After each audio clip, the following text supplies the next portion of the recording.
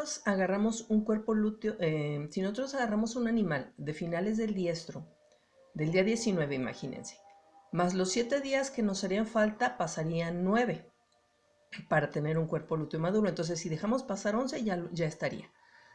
Con más razón, si agarramos un animal en el proestro y dejamos pasar 11 días, pues ya habría un cuerpo lúteo. Y en el mismo caso en el metaestro. Entonces, por eso se da ese intervalo. Y también por cuestiones prácticas, porque es muy común que el manejo reproductivo se haga una vez a la semana. Entonces estamos hablando de un intervalo de 2 semanas. Entonces, resumiendo, la aplicación de la prostaglandina cada 11 a 14 días haría que cada vez más animales se agruparan y tuvieran cuerpos lúteos y entonces pudieran responder y presentar calores de manera agrupada, que es básicamente lo que nos interesa. Ya habíamos comentado que una de las desventajas que tienen las prostaglandinas es que hay una gran variación en el tiempo en el que presentan los calores. Y aunque en promedio esto ocurre en 3 días, puede irse en un intervalo desde un día después hasta las 120 horas. Entonces no hay otra más que checar calores. Si no se van a checar calores, la verdad es que sincronizar significa tirar el dinero.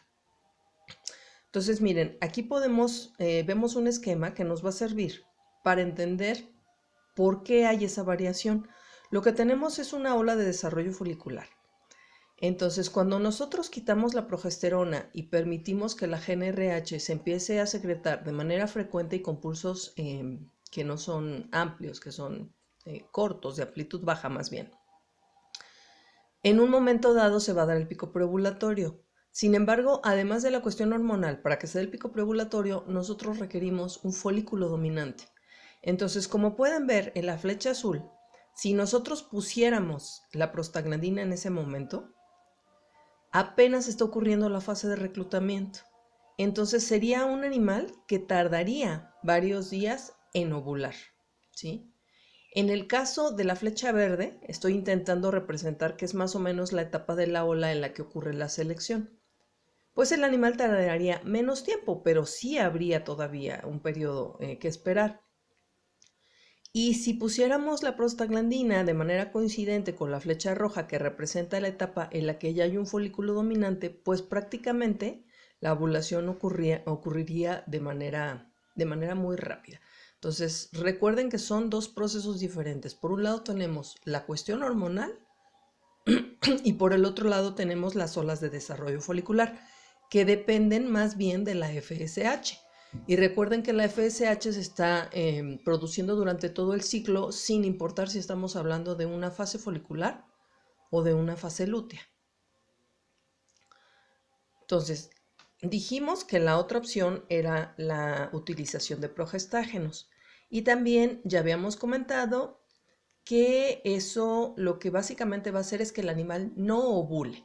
¿Por qué? Porque la frecuencia de pulsos de GnRH va a bajar, la amplitud va a subir y eso no va a permitir que haya ovulaciones.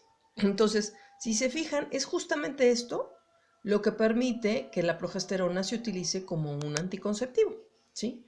Entonces, tiene la ventaja de que los animales que están saliendo del anestro se podían inducir con progesterona.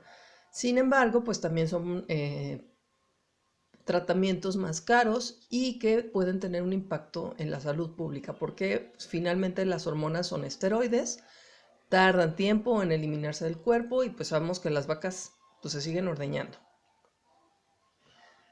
Entonces, bueno, sería importante en este momento recordar que un anestro es precisamente la ausencia de estros, que el anestro puede ser fisiológico y esto se puede deber a que son animales estacionales, puede ser el anestro posparto, que en el caso del ganado lechero pues es muy corto, pero en realidad es importante, o puede ser un anestro lactacional, como en el caso del ganado de doble propósito, el ganado de carne o las cerdas.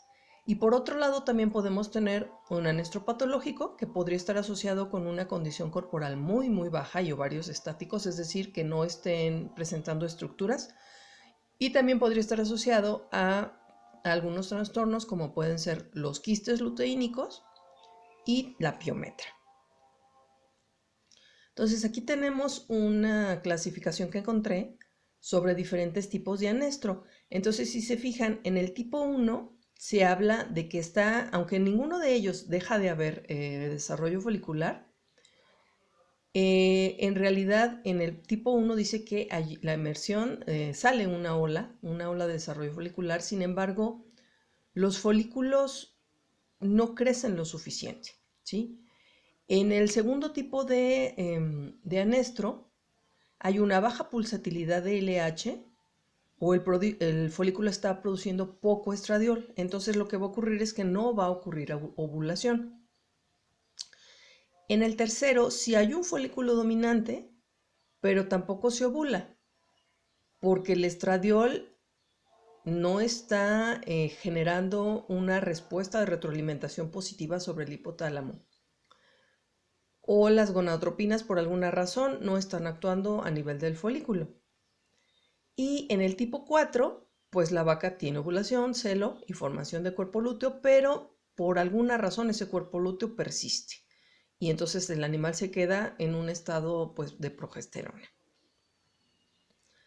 Entonces, en el rancho, en el hato, puede haber una cantidad de vacas que se denominan vacas fantasma, que son esos animales que no están ciclando, que pueden estar teniendo ovulaciones eventualmente, pero que no muestran signos de calor, o bien animales que están en anestro. Entonces, algunas de las causas asociadas a este fenómeno puede ser la distocia, enfermedades en el primer mes de lactancia, que ya sabemos que es una época en que los animales están en balance energético negativo y entonces eso los hace susceptibles a muchas cosas, a la cetosis, a la hipocalcemia, a la mastitis, si no se tuvo la precaución de secar a los animales sin mastitis, a asuntos asociados con infecciones a nivel uterino, etc. El estrés, que lógicamente los animales van a estar estresados y mientras más intensivo sea el hato y mientras más altas productoras sean las vacas, con más razón, infecciones uterinas, como ya había comentado, y la piometra. Entonces, algunas consideraciones importantes sobre el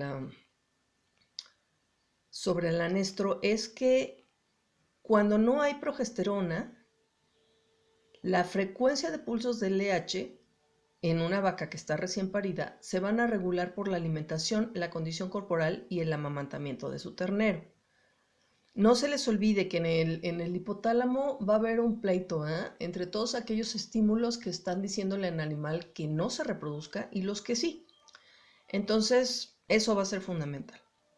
La primera ovulación puede tener lugar entre los días 10 y 20 después del parto. Yo les decía que el anestro posparto realmente es muy corto. ¿De qué va a depender el tiempo que pase? Tiene que ver con todos los factores que acabamos de mencionar.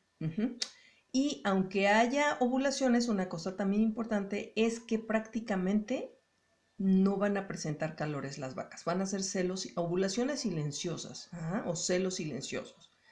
¿Qué se requiere para que los estrógenos ocasionen signos de estro? Que antes haya habido progesterona, ¿sí? Entonces, por eso es muy importante que consideremos este tipo de tratamientos de sincronización cuando son animales que acaban de parir.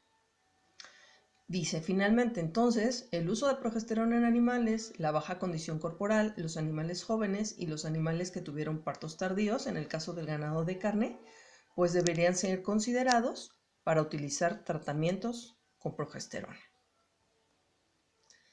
Aquí tenemos un cuadro en el cual son los resultados de un estudio en el que evaluaron qué ocurría con los animales después del parto en relación a la condición corporal. Entonces, si se fijan en la columna del medio, tenemos animales de primer parto que tenían una condición corporal de 2.5 y en la siguiente animales vacas multiparas que tenían una condición de 2.9. Y luego se puede ver qué ocurrió a los 60 días posparto, como la condición corporal baja, y esto básicamente pues está relacionado con el pico de lactancia.